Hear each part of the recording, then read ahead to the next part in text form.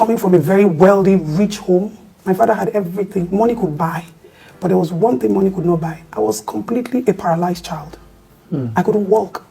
My father flew me everywhere in the world.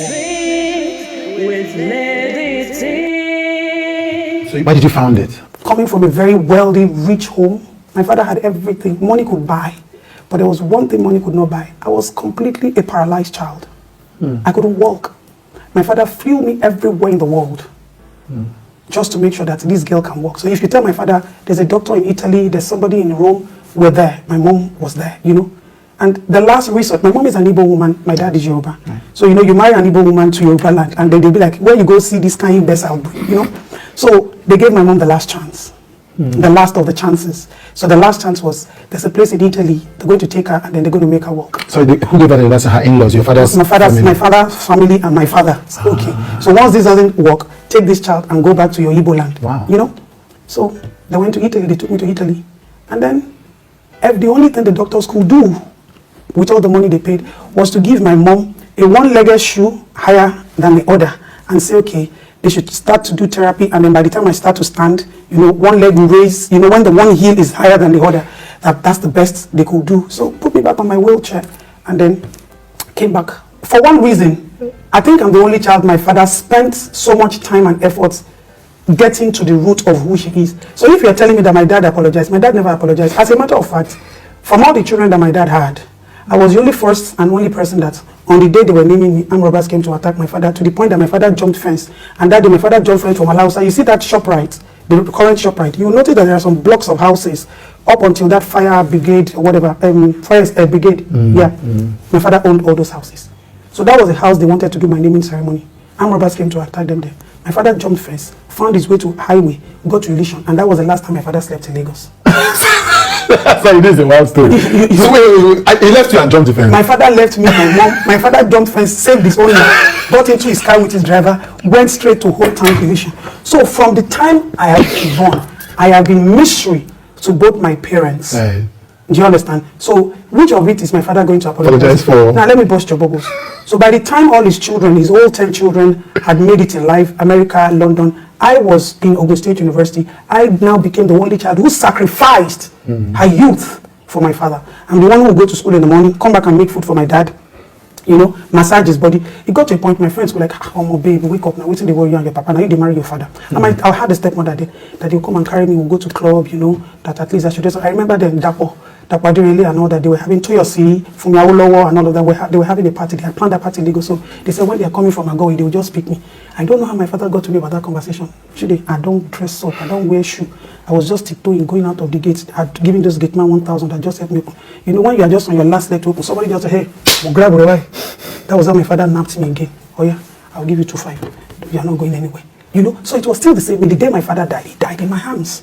Oh, really? Yes. So the same me that my father went and dumped me with Pastor TB Joshua. At some point, my father packed me. He didn't bother about education. Right. My father packed me and said, you know what, this girl, go and live with Pastor TB Joshua, synagogue. So my father took me until my mom came and said, leave this speaking for me. Sending you to TB Joshua, did you think he was doing a good thing for you? My dad thought he was helping me to build my spiritual life. Because when my dad was alive, he belonged to, you know, those days, the rich people, he must belong to something, whether it is Ogboni or one cause. So which one did he belong to? So he was a lodge member of all these Ogboni things, because even when he died, that was another drama for another. That was the first time, as a young girl, I stood tall for my father. I said, anybody they dare. I was sleeping with my father's dead body. What? Yes. Why? They took him to the hospital. When my dad died, he died in my hands. Yes, you said something. We called the ambulance, they couldn't do anything, you know. They took him to the hospital rejected my father. Said, this man, in this hospital, you want them to come and bombard this hospital? It's not possible. Because of his lodge membership? Because his lodge membership and his popularity. All their caribous, all the obas, they happy, say, hey, grand patron, don't buy, you know. So they had to take my father's body. They were looking for where to take him. I said, bring my father's body home. So we took my father's body, and then we put him in the bedroom. And then when family members said that Lataya was there, they started to come, where is the key of the house? Where is this? Where is that? I didn't even answer. I just took one fake key. I just gave it to them. So my father's body was there. Every night I go to sleep with him. Sorry, so he had died at this time? My father had died, so no mortuary could keep my dad. Yes. No hospital could keep him. So you had to come back home. The only home. thing was we brought him home. So the Methodist people came, because my father is also a Methodist member by birth, you know. So the Methodist people came, they prayed for us and all that. And we also didn't tell them that his body was in the house. Right. They didn't know his body was. Why? Why didn't you tell them? Because at that point, nobody trusted anybody. They won't trust them that They what's going didn't to know the happen. gravity of what my father had put himself Oh, into. right. So you don't know whether that was going to try and steal the body or something. it wasn't as if whether they had started showing up. They had started coming. They had started making requests. They had started speaking to my elder brothers. My elder brother, my dad's first son, lives in Lagos. They had started talking to them. They had started calling them. Right. So what kinds of rituals those and- ones were already bulging. Those ones, they were already checking out, bulging and all that, you know. And me, the youngest, I just said, you can't even try. So they stay with your dad's body so that nobody will come and take Nobody, the you body can't and do do that. anything You with can't, You it. couldn't. And they didn't attack you? How? With their spiritual something? How? Maybe until God gives anybody that power. You can't attack me spiritually. I'm greater than you. Whatever you believe in, somebody sitting here is bigger than that thing. I love that. So, at the end of the day, my brothers even came. It even became war between the children. Let them carry. There's one of my sisters that one started crying. She doesn't want to allow. Our dad already said he settled these people, and these people are claiming that there's no settlement. He said they already contributed one thing and this and that. All that drama tarried. Me, I was just busy. I'll just go and check my father's, but he completes. In the night, we'll sleep together, wake together. And let me even shock you. My stepmom at that time, that one even wanted to enter the room. To do what? As usual now. You know, once it's polygamy, everybody wants to grab whatever is grabbable and do whatever is doable. So she was trying to take things from inside the room. So she entered and then she only to realize that dead body and the daughter. you know. So today I've seen too much. I've gone through so much for me to even now feel the life I'm living today is not a challenge. It's just a fulfillment of who I am. Wow. Wow. Wow. It is what it is. Okay, so growing up with TB Joshua, you know the other controversy about TB Joshua now. People think he's a fake prophet, some people think he's a false pastor. You have first-hand experience of him. Was he a genuine man of God? I was young at the time I was living with TB Joshua, but I saw rare things. I saw Pastor TB Joshua wouldn't be able to eat. Sometimes he doesn't eat palm oil. Sometimes he doesn't eat salt. Whatever food you're going to give him. As a matter of fact, inside that Ikotun where we were then, the place where he's living, we have to get onto like a small ferry or a paddle boat and then take him. Pastor TB Joshua didn't have a bed. He didn't have AC. He didn't have TV. It's just like a room that was combined with wood. Right. You know, just like, you know, these houses on the water. Right, you know, right. Like when they put the planks yes, together. yes. That's where, and then a mattress. That's where. Why? That's the life he was living as at the time I was there, you know. And then if he wants to come to the church, they bring him to the church. He has an office inside the church as well, but if he has to sleep and all of that, he goes there. I remember his daughter, Tokbe. I remember his wife. For a very long time, I never saw the wife coming close. And I asked that question, saying, when you're, that there's nothing like sexual. He cannot have sex with his wife. No, there's nothing like sexual. That's when you're spiritual, you're clean, you know. So how did you get the children? No, like there are times Okay, where he he has will to step stay. aside. Okay, Yes, right. and then I think he got to a point in his life where that wasn't obviously happening anymore, you know. What doesn't happen anymore, like this separation? Maybe sex and all of that. So I must have stopped having sex at some point. Pastor TB Joshua got to a point where his life was even controlled, even his preachings. Obviously, TB Joshua is a very, very spiritual being. Though the relationship between Pastor TB and Joshua and I and my dad was different because, you know, my dad was a spiritual, craven person. You know, my dad wanted to break a record in every angle. Oh, this is the church that is doing it. My stepmother carried one pregnancy for about 11 to 15 years. I don't know where she...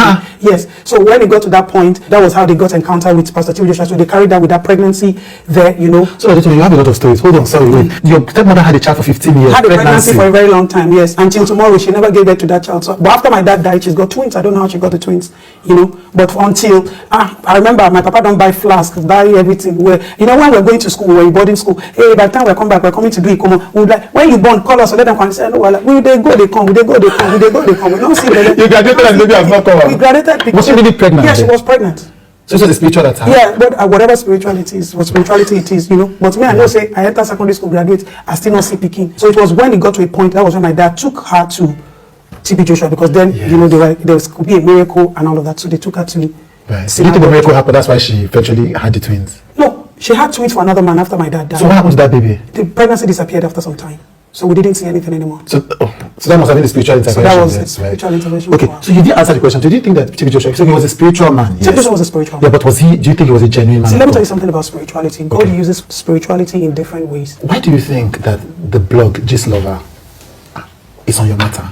You know, because so in researching for this interview, they've said some really heavy things. They've said that you're a member of Ogoni now. It makes sense. I mean, you've mentioned your dad, so people that's what they could say you're a member of Ogoni. They've called you a former call girl. Is there any truth to any of these allegations they've made? And what exactly is the fight that you and this blogger have? Number one, you and I, nobody knows who Gist Lover is, number one. Right. Number two, I'm sure there's something they always say on social media, come with receipts. Nobody, upon everything that has been said about me, there has not been a single receipt. So, whoever that blogger is is just trying to change the narrative of me as just a daytime. Like when they started to talk about myself and my husband, his ex-wife ran to him. Madam, you have failed in court. Spiritually, you have failed. This is a woman who has appeared to me in America as a cat. This is a woman who would appear to me in the middle of the night. Sometimes my husband will be like, what is all this fact? I'll tell my husband, listen, the only reason why I just overlooked this woman, I have not gone into prayer fast because she's got kids for you. I have been invited by the leaders of witchcraft before election. There was no Atiku, there was no Peter Obi. They were after my life because of the way I fight. Who was there? Who's there?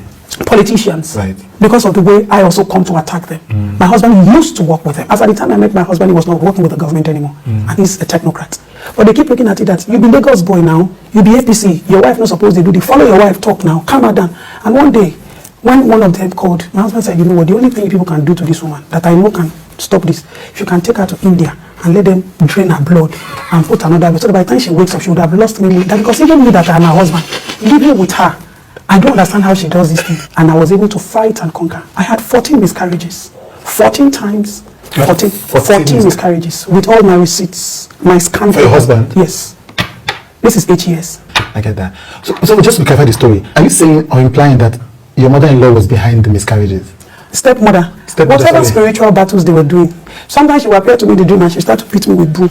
Right. Sometimes when we go into court, she would just turn into, she appeared to me in America as a cat. My friend will run out until tomorrow. My friend can't sleep in that house. Saw her live. You said Mohbad was speaking to you and was telling you things.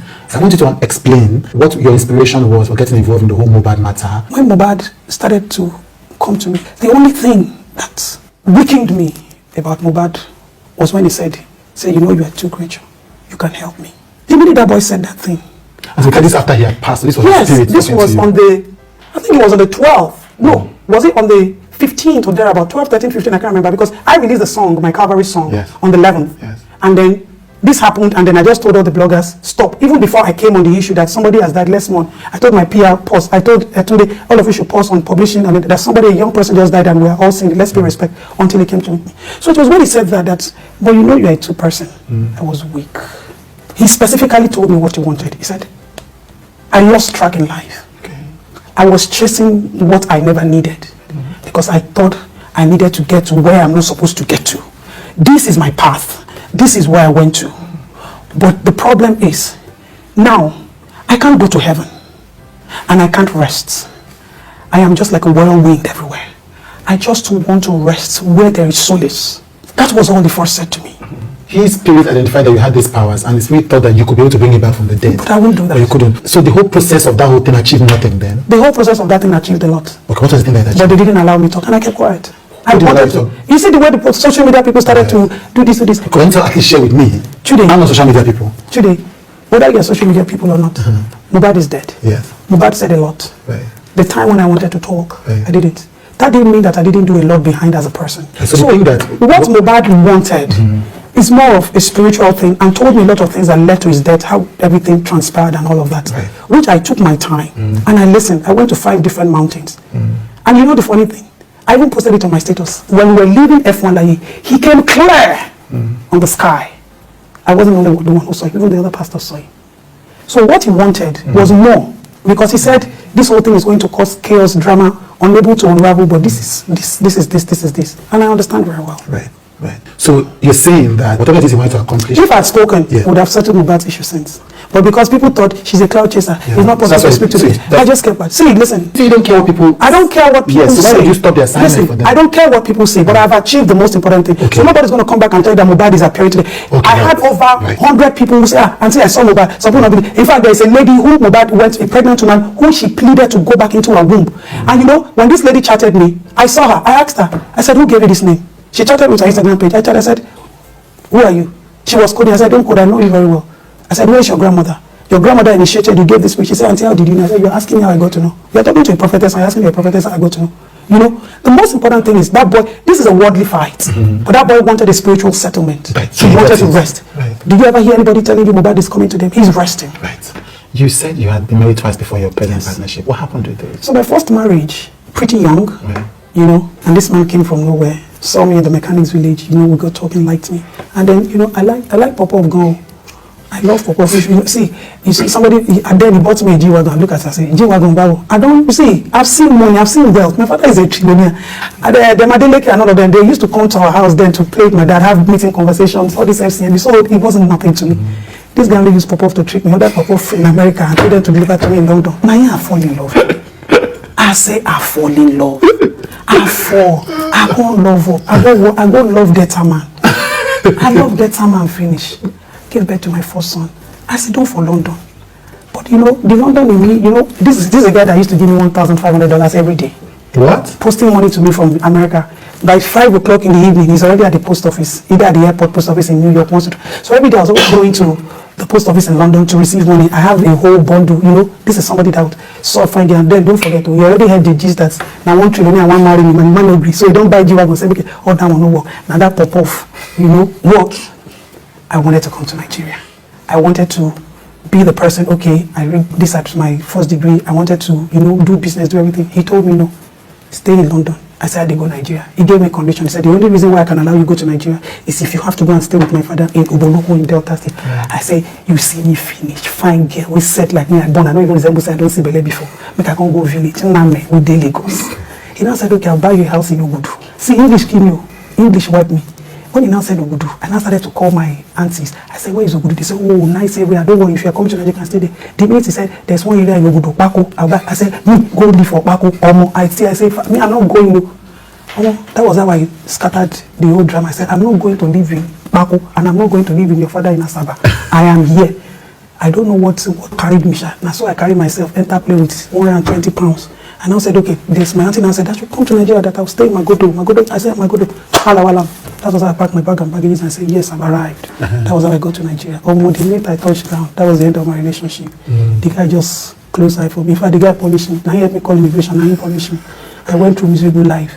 You told me you were married? Married, I paid my bride price. Relationship. He paid my bride price. When you came back, then he now turned against you. That I disobeyed. I said, they know they disobeyed their Tama. They know they disobeyed Ginepa. So Baba Shabi became the most challenging man that I've been with. But we weathered the storm together. So today, when people say, my husband did this for me, they like, now did you should use? I'll be like, my husband will tell them, come and enter. When I met him, he had 87 girlfriends. Sorry, what? So when you met your husband, he had 87 girlfriends? My husband had 87 girlfriends. Like girls that were his friends? They were sleeping with, they were enjoying, Baba Shabi tell me that. Let me even shock you. Baba Shabi tell me that. When I said, Baba Shabi, who is this one? He said, I'm looking for jobs. You don't know their job. Where is your recruitment center? Where are you looking for a job for them? You that you have left Lagos State, you are the one looking for Baba Shabi. You know, so I fought the battle. Some people came with revenge. You give me Bele, say no go collect, I remove Bele. This one will come, I dated you for 15 years. This one will come, I've been with you for 20 years. This one will come, so I leave my husband to sleep with you. Because I realized that I was an assignment in his life. Wow. 87 babes. You know what he calls me at some point? Damn blocker. When I read those charts, some of these girls, he doesn't even go to meet them. They'll be like, I saw you with this just a little girl. What are you doing with her? You that you like boobs, she doesn't have boobs. You that you like ass, she doesn't have ass. When I read, I just thank you. So when Baba Shabi is expecting to read up the chart, you just realize that this, who taught my friend? I said, your counselor is here, your therapy. So gradually like that, 87 of them, the active babes. That's that they were even dormant. Those are the active ones. I'm talking about the active ones. I'm not talking about the dormant ones. The very first day we went to his apartment in Sweden, there was a hand luggage where they can't go airport. Should they? Filled with condom. I said, Shabi, are you working for UNESCO or UNICEF? Which one are you working? He said, they give you. I said, they give you what? You won't kill yourself. Let me now. Okay, you want to laugh. The very first time, Baba Shabi and I were going to sleep on the same bed. We went to Lekki. As a matter of fact, they chased us out of that hotel at last. We wrote a letter that, give these two people. We don't want to see me again. Because, you know, Baba Shabi saw me naked. He said, you know, but better for the girls. You have people on your ring. You have ring on your people. I've never seen this before. Baba Shabi started shouting. The other people came. Baba Shabi pushed. It was more like this guy raped me. He said, look. They said, okay, he said, now happy. Baba Shabi was screaming. Baba Shabi was almost mad, seeing me naked for the first time. Thank you very much for joining me. This has been a blast of a conversation. I know. One thing is clear. I've never seen where lying overcome truth. Take note of that. I have never seen where lying overcome what? Truth will always work. There is anything that is bothering you, my friend. Please say it so others will learn. Bring it to true dreams with Lady T. And God will be your strength. Bring it to true dreams.